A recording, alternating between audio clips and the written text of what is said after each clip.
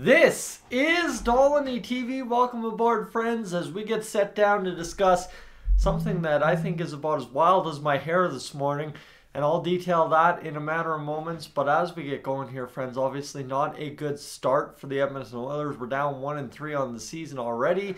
We got a game against the Winnipeg Jets tonight, who we know the Jets over the past few years, at times in critical moments, have had our number. And maybe an opponent to turn it around against today. So fingers crossed, hopefully we get going and away we go. But obviously that only gets us to 2-3 on the year. So there's a whole bunch more work to be done, even if you win tonight against Winnipeg. However, at that same rate, something I've seen in every single live stream I've done this season so far, dating back to the start of the preseason, is discussing Jay Woodcroft and his job with the Edmonton Oilers.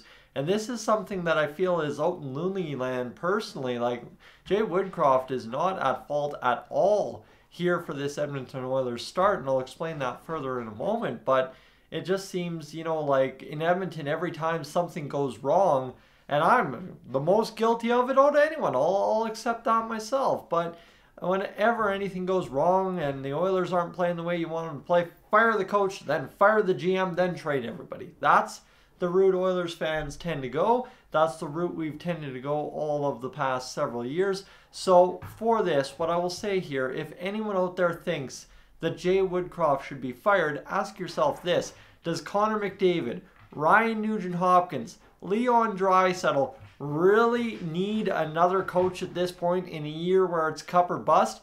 Jay Woodcroft's gotten into the third round and the second round consecutive years.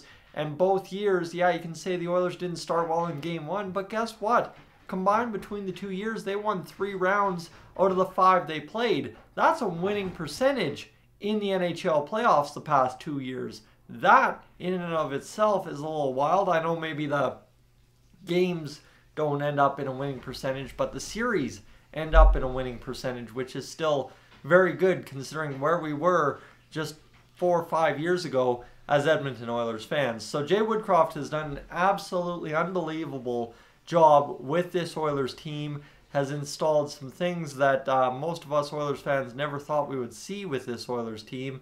And then, you know what? Yeah, the results aren't here, but I will tell you why the results are here. I feel like I'm going to have to repeat myself a second time, but at the end of the day, it is as true as it is. You watch the post-game content last game out against Philadelphia from Warren Foegele, from Jay Woodcroft. You've heard everybody talk. Again, number one, talk is cheap.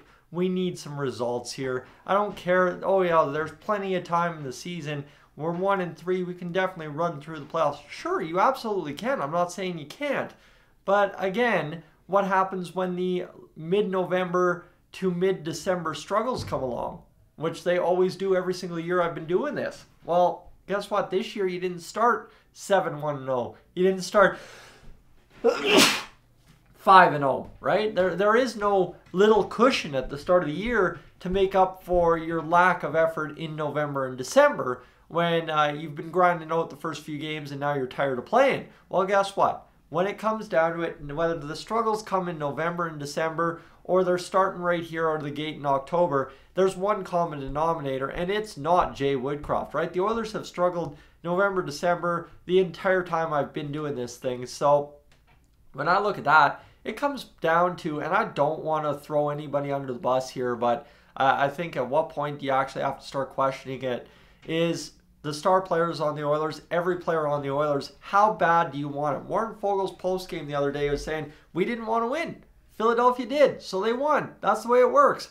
Well, I'm sorry. If you're 4 games into a season, you're saying it's cup or bust, and the Oilers don't want to win hockey games, not they can't win hockey games, they don't want to, that, my friends, is a big, big concern. You can say that's on the coach not getting them prepped. That's on the coach not having the motivation or being hard enough on the players. I'm sorry.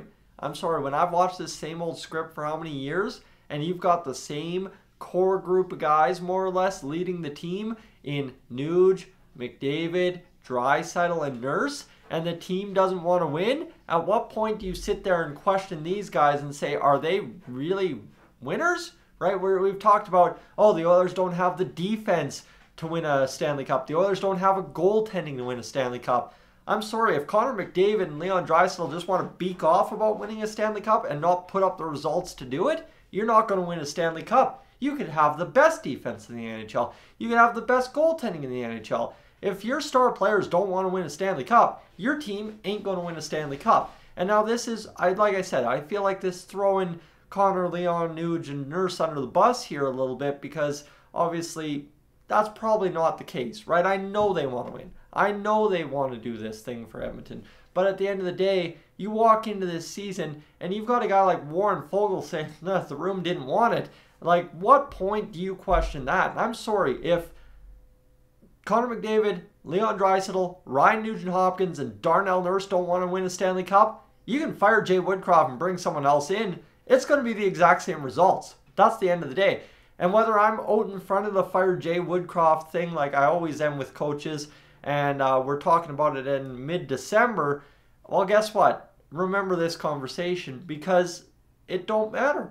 It don't matter. If you bring in the best coach not currently coaching in the NHL, and you're like, that guy is a motivator, that guy gets the job done, that guy's won a Stanley Cup, he knows what it takes, and your top 4 longest tenured Edmonton Oilers don't want to win a Stanley Cup, you're not going to win a Stanley Cup. So, again, it comes back to the Oilers beaking off all summer, all preseason, all training camp, all throughout the start of the year. We are a Stanley Cup contender. We are going to win the Stanley Cup. It's cup or bust. And they put up these results. I mean, I get it. I understand why people question Jay Woodcroft. But at the end of the day, he is the furthest thing from the problem when you got a bunch of guys lipping off about winning and doing a whole bunch of losing because they don't bother to show up to the games. So that in and of itself is where we have this discussion. It's not, and again, if you clicked on the video saying, do we need to fire Jay Woodcroft? I answered that. No. The answer is no because it won't change anything. Again, it's the exact same thing. If you want to say Jay Woodcroft's not doing the job, we know Dave Tippett wasn't doing the job. But the factors are the exact same. What, you got rid of Yes Pugliarvi and Tyson Barrie? Kyle Yamamoto? Cool. Guess what? End of the day, doesn't change anything. You brought in Connor Brown. You've got some younger guys on the defense. It really doesn't matter because guess what? You've still got the same core 4 factors and you've still got the same-ish results early on in the season. So I really don't care to hear that Jay Woodcroft needs to be fired train because it is absolutely Looney Tunes at this point. Until you see Connor and Leon want to go out there, Connor, Leon, Nuge, and Nurse want to go out there and win hockey games, you could literally put a broom on the bench and let it coach the hockey team because it don't matter who you got. If your 4 don't want to win the cup, that's on them. That ain't on anybody else. And that's kind of how it's starting to feel like because obviously everybody talks big game and nobody's getting any big results. And yeah, you know what? When the Oilers decide to show up and try like they did the one game against Nashville, because that would have been a really bad look if they didn't, because everybody knows what they do against Nashville. Guess what?